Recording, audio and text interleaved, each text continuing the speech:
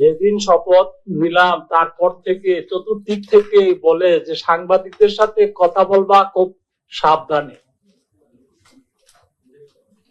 এটা অপ্রিয় হলেও সত্য কথা।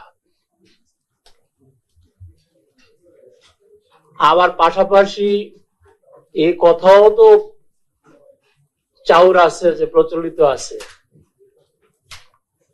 অতীতে যে নির্বাচন কমিশন যেভাবে কাজ করছে এর চেয়ে বাইরে নতুন কি আর দেখাবে,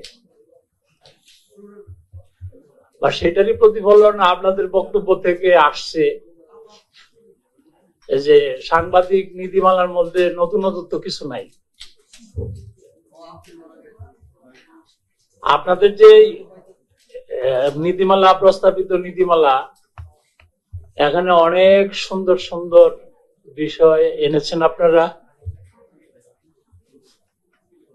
এটা ঠিক যে নীতিমালা প্রণয়নের ক্ষেত্রে পূর্বেকার ট্র্যাডিশন যদি এমন থেকে থাকে যে কোনো নীতিমালা করতে গেলে আপনাদের প্রতিনিধি থাকার প্রভিশন ছিল, তাহলে হয়তো বা কমিটি ফরমেশনটাই ওইভাবে হওয়া উচিত ছিল। এনিওয়ে, এখানে আগে কিভাবে ছিল আমার জানা নাই, বা কমিশনেরও জানা থাকলে, কারণ এগুলো অফিসিয়াল কাজগুলো একটা ট্র্যাডিশনালি সিস্টেমে হয়ে থাকে। তারপরেও আপনাদের যে প্রস্তাব, এটা নির্বাচন কমিশন ওয়েলকাম করে, যে যেহেতু আমাদের সবার উদ্দেশ্য তো একটাই, যে একটা ভালো নির্বাচনের জন্য সবাই একসাথে কাজ করব। সেই দিক থেকে কিন্তু আপনাদের গুরুত্ব, আমরা ছোট কাজ, ভালো কাজ, মন্দ কাজ যেটা করি, এটা কিন্তু একবার আয়নার মতো তুলে ধরার দায়িত্বটা হলো আপনাদের, এবং আপনারা এই দায়িত্ব পালন করে যাচ্ছেন।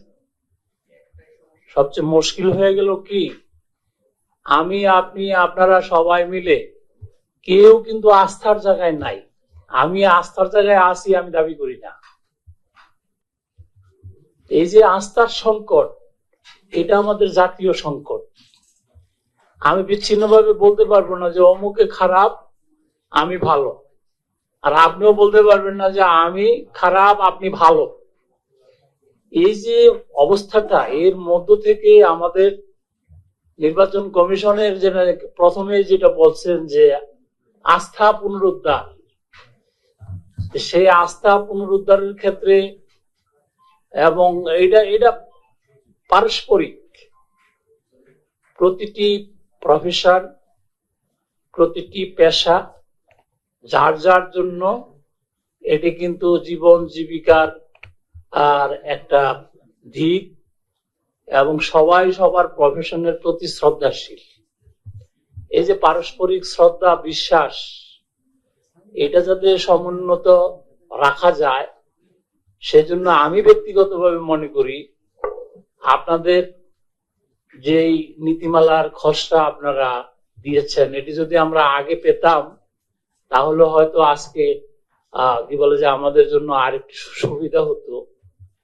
আজকে প্রধান নির্বাচন কমিশনার মহোদয় উপস্থিত নেই। আমি বিশ্বাস করি যে প্রত্যেকটা বিষয় চুলচেরা বিশ্লেষণ করা দরকার রয়েছে। আপনাদের দিক থেকেও আমাদেরকে সহযোগিতা করুন, বাস্তবতার নিরিখে যার যার অবস্থান থেকে, যাতে আমরা একটা ভালো নির্বাচন করতে পারি, সেজন্য পরস্পরকে সহযোগিতা করব।